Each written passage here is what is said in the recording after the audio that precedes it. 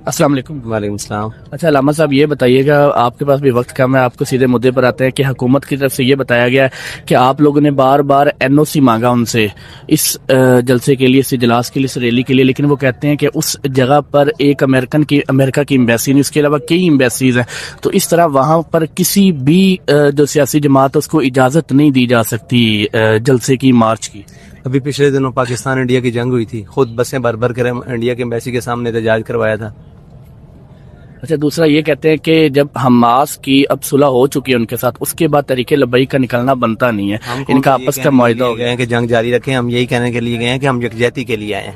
پہلے بھی صلح کر کے دھوکہ دیا گیا تھا کہ نہیں، ہم یہ کہنے لگے ہیں کہ یکجہتی کے لیے آئے ہیں، کہ اگر اب دھوکہ دیا جائے گا تو پھر بھی ہم فلسطینیوں کے ساتھ ہیں۔ تو یہ بتائیے گا کہ آپ کا اسلام آباد فیض آباد سے مارچ تھا وہاں تک، تو اچانک اس کی تبدیلی کی بڑی وجہ کیا ہے؟ اس کی تبدیلی آپ کی حکومت ہے اور یہاں کی انتظامیہ ہے۔ یہ جو ان کا کریک ڈاؤن ہو رہا ہے اس کی وجہ سے انہوں نے خون بہایا ہے، صرف کریک ڈاؤن نہیں کیا۔ آپ بہت سادے صافی ہیں، آپ نے وہاں کے خون ریکارڈ کیے؟ جی بالکل کیا ہے، آپ نے دیکھا ہے اپنی آنکھوں سے؟ بالکل کیا۔ تو پھر آپ نے میڈیا کی خاموشی بھی دیکھی۔ خاموشی بھی دیکھی ہے، تو یار اب اس کے بعد کیا بنتا تھا؟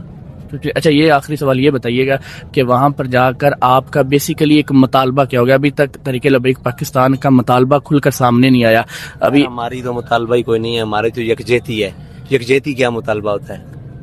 آج تک کشمیر کی یکجہتی ہوئی ہے تو کیا مطالبہ ہوا؟ یہی تھا کہ ٹھیک ہے فلسطینیوں کے ساتھ اظہار یکجہتی، اور کیا مطالبہ ہے ہمارا؟